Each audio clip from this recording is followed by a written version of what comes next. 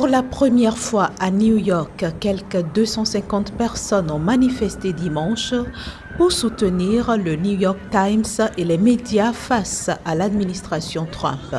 Réunis devant l'entrée de la tour du New York Times, près de Times Square, ces manifestants ont appelé au respect du premier amendement de la Constitution américaine sur la liberté de la presse.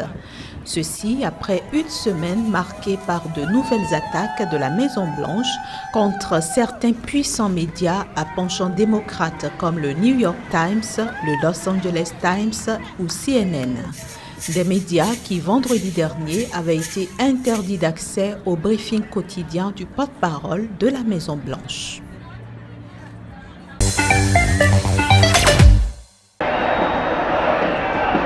Dimanche, ils ont été des milliers de Roumains dans les rues pour, une fois encore, dire halte à la corruption. Moins d'un mois après son investiture, le gouvernement roumain dirigé par le PSD, le Parti social-démocrate, a suscité un mouvement de contestation populaire sans précédent après avoir pris le 31 janvier de nuit et en catimini un décret assouplissant la législation anticorruption. Face à la fronde, le gouvernement a reculé en abrogeant il y a une semaine le dit décret. Une abrogation qui doit être ensuite validée par le Parlement où les sociodémocrates ont une large majorité. Dans la foulée de la pression, le ministre de la Justice, Florian Laudache, artisan du décret, a fini par démissionner. Insuffisant pour les manifestants, il réclame la démission de tout le gouvernement social-démocrate, accusé de vouloir miner la lutte contre ce fléau. Pour des résultats probants, il voit désormais en l'Union européenne un allié de taille dans la lutte anticorruption. Ce rassemblement marquait ici la 27e journée consécutive de manifestations contre le gouvernement. Mais la réponse réplique à la manifestation n'a pas tardé. Toujours au week-end écoulé, plusieurs milliers de personnes ont participé à un rassemblement pro-gouvernemental dans le sud du pays en guise de soutien aux initiatives de l'équipe dirigeante. Le massacre d'arbres prend de l'ampleur dans le monde malgré le constat accablant des effets du changement climatique. Le phénomène n'épargne point le Guatemala. Richard Torres est acteur et militant écologiste péruvien. Pour dénoncer cette pratique d'agression de l'environnement, il innove. Dimanche, il a simulé son mariage avec un arbre dans le parc central de Guatemala City. Un acte symbolique dans le cadre d'une campagne pour protéger et préserver la nature face à la déforestation qui affecte la planète. Des milliers d'hectares d'arbres dans les forêts sont massacrés, assassinés à Petén, une zone intouchable, et nous savons que la mafia illégale des arbres est en train de décimer la flore et la faune de ce pays. Dans ce projet, c'est pour dire stop au massacre écologique qui se déroule sur la planète Terre. Sauvons les arbres.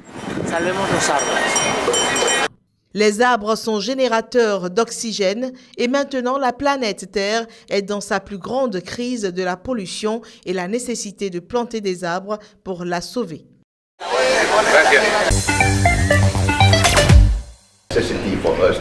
Les autorités malaisiennes restent toujours mobilisées pour la manifestation de la vérité autour du décès de Kim Jong-nam, le demi-frère du numéro 1 nord-coréen. Le ministre de la Santé du pays a révélé que le meurtre de Kim Jong-nam avait été perpétré avec du V10, un agent neurotoxique classé comme arme de destruction massive dans un scénario digne de roman d'espionnage. L'homme a succombé à une mort rapide et probablement très douloureuse, a-t-il souligné. Sur des images de vidéosurveillance, on peut voir le demi-frère du numéro 1 nord-coréen approché de dos par deux femmes dont l'une lui projette apparemment quelque chose au visage. La victime avait ensuite été conduite à la clinique de l'aéroport avant de succomber pendant son transfert à l'hôpital. Les deux femmes soupçonnées d'avoir administré la substance ont été placées en détention provisoire, de même que nord-coréen. Les deux suspectes affirment qu'elles ont été dupées, mais la police malaisienne assure qu'elle savait ce qu'elle faisait. La force publique veut entendre 7 autres Nord-Coréens, dont un diplomate de l'ambassade de la Corée du Nord à Kuala Lumpur. Mais 4 des suspects ont fui la Malaisie le jour de l'assassinat. L'enquête s'est alors poursuivie dans un complexe résidentiel de Kuala Lumpur en lien avec les fugitifs. Sur les lieux, des prélèvements ont été effectués aux fins d'analyse chimique. D'autres révélations sont attendues dans les tout prochains jours. Au Brésil, le célèbre défilé des meilleures écoles de samba de Rio de Janeiro, un spectacle grandiose très attendu du carnaval, a été terni ce dimanche soir par un accident avec un char. Le dernier char de la première école de samba entré en scène a blessé 6 personnes en venant percuter une des tribunes du Sambodrome, une avenue de 700 mètres bordée de gradins à ciel ouvert et de loges pour VIP. Le chat a plaqué les gens ici contre la grille. Les gens qui poussaient le chat ont été renversés ici sur la grille. Et puis le chat a reculé et a à nouveau renversé des gens. Il y a une femme qui a eu une jambe très abîmée, une autre qui est restée coincée contre la grille et un homme qui est resté sous le chat. L'énorme camion sur lequel dansaient une quinzaine de personnes s'est écrasé contre le grillage d'une tribune. Il y a 6 blessés dont 2 graves, a précisé à la presse le lieutenant-colonel Morgado du service des pompiers brésiliens. Les conducteurs du char auraient perdu le contrôle du véhicule sous la pluie fine qui tombait sur Rio dimanche soir. Le président américain Donald Trump a promis lundi une hausse historique de l'enveloppe destinée à la défense dans le prochain budget fédéral dont les grandes priorités devraient être annoncées dans la journée. Ce budget respecte ma promesse de protéger les Amériques, a-t-il déclaré à la Maison-Blanche devant les journalistes lors d'une rencontre avec des gouverneurs. Il inclurait une hausse historique dans les dépenses de la défense, a ajouté Donald Trump, qui avait fait de la sécurité et de la lutte contre le groupe État islamique un des grands axes de sa campagne électorale. Il avait notamment promis de reconstruire l'armée en augmentant ses moyens. Début février, des chefs militaires américains avaient décrit devant le Congrès une armée américaine affaiblie par des années de ressources budgétaires insuffisantes et plus de 2 décennies de conflits. S'ils ont déjà convaincu Donald Trump, c'est le Congrès qui tient in fine les cordons de la bourse. Devant le Congrès ce mardi, le président américain Donald Trump a promis de consacrer 1 000 milliards de dollars d'investissements publics et privés pour remettre à niveau les infrastructures américaines sans toutefois donner davantage de détails sur les modalités de ce plan d'investissement. Pour lancer la reconstruction du pays, je vais demander au Congrès d'approuver une législation qui déclenchera des investissements de 1 000 milliards de dollars pour les infrastructures aux États-Unis, financés grâce à des capitaux à la fois publics et privés, et créera des millions d'emplois. Élu sur un programme nationaliste et isolationniste, Donald Trump a prévenu qu'il ne défendrait pas les intérêts de la communauté internationale, mais ceux de l'Amérique. Mon boulot ne consiste pas à représenter le monde. Mon boulot consiste à représenter les États-Unis. Toutefois, Donald Trump, qui avait vivement critiqué l'Alliance Atlantique et l'Union européenne, a assuré les alliés européens que Washington continuerait de soutenir avec force l'OTAN, une alliance forgée après 2 guerres mondiales qui ont renversé le fascisme et après une guerre froide qui a vaincu le communisme.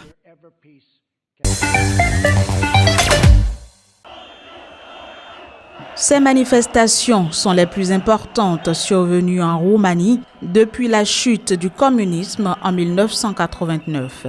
Des manifestations antigouvernementales mobilisant des dizaines de milliers de personnes venues protester contre un assouplissement de la législation anticorruption.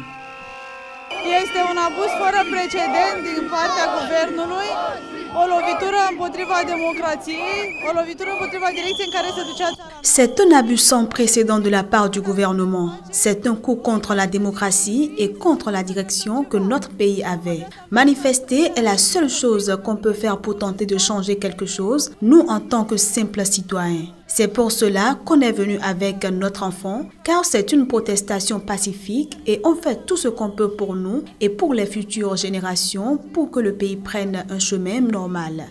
Este un protest pașnic și facem tot ce putem pentru noi și pentru generațiile care urmează să o luăm într-o direcție normală, firească. Să vină să vă ia DNA! Să vină să vă ia DNA! Déjà mardi, l'adoption surprise d'un décret d'urgence avait fait descendre en pleine nuit des milliers de Roumains dans la rue. Le dit décret pourrait mettre les hommes politiques à l'abri de certaines poursuites judiciaires.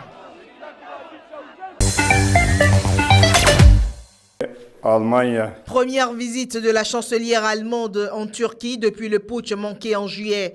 À l'occasion, Angela Merkel a exhorté jeudi le président Recep Tayyip Erdogan à garantir le respect de la liberté d'expression en Turquie. Dans quelques semaines se tiendra un référendum sur une révision constitutionnelle renforçant les pouvoirs de Erdogan. Bien sûr, nous avons parlé de la menace terroriste, du terrorisme islamiste, et je voudrais ajouter, comme je l'ai déjà dit au président, que ça ne veut pas dire qu'il y a des soupçons sur les musulmans, mais on parle de gens qui détruisent des vies, qui ne respectent pas la démocratie, qui veulent détruire tout ce qui est important pour nous et nous sommes unis pour les combattre.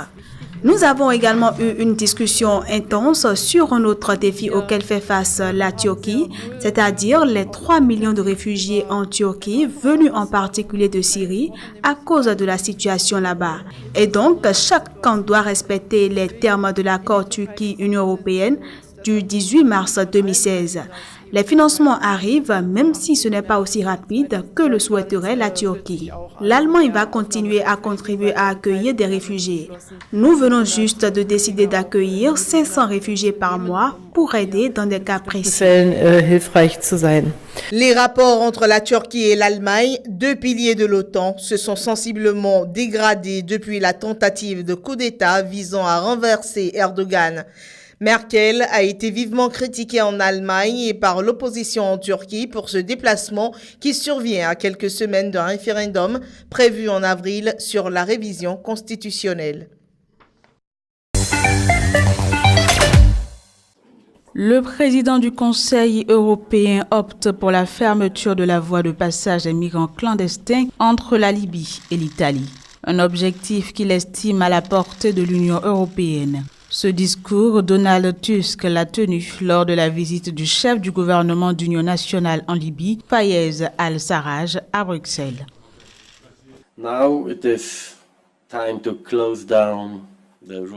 Il est maintenant temps de fermer la route allant de la Libye à l'Italie.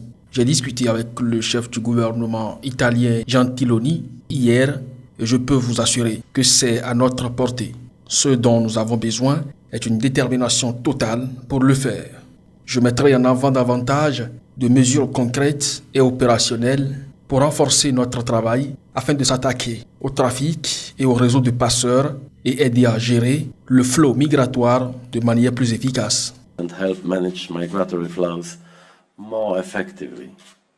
Le dirigeant européen a expliqué que l'Union européenne avait démontré sa capacité à fermer des routes migratoires faisant allusion au pacte conclu en mars dernier avec la Turquie. De son côté, Fayez al-Sarraj a affiché la bonne volonté de son gouvernement pour contribuer à freiner le flux migratoire et à lutter contre les réseaux de passeurs. Tout en s'inquiétant des conséquences possibles de ces propos sur les journalistes aux États-Unis comme à l'étranger, Reporters sans frontières a dénoncé ce jeudi l'attitude du président américain Donald Trump envers la presse.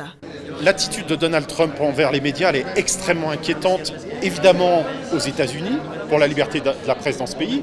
Il ne cesse par ses mots sur Twitter d'être violent à l'égard des journalistes.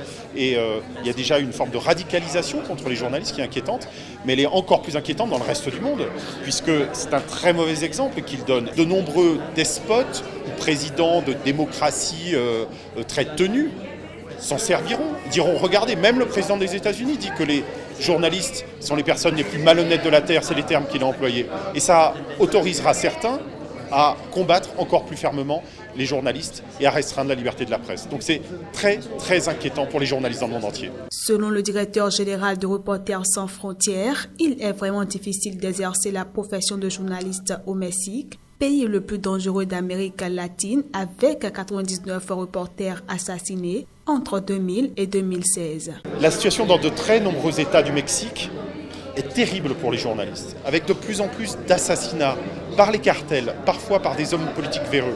Et donc, certains journalistes sont poussés à l'exil dans la capitale, Mexico, j'en ai rencontré beaucoup, c'est un exil intérieur, mais aussi à l'étranger. Reporters sans frontières pointe notamment l'état du Veracruz, situé le long du golfe du Mexique, la zone la plus dangereuse du continent pour les médias, avec 19 journalistes assassinés, dont 17 depuis 2010 lors du mandat sanglant du gouverneur Javier Duarte.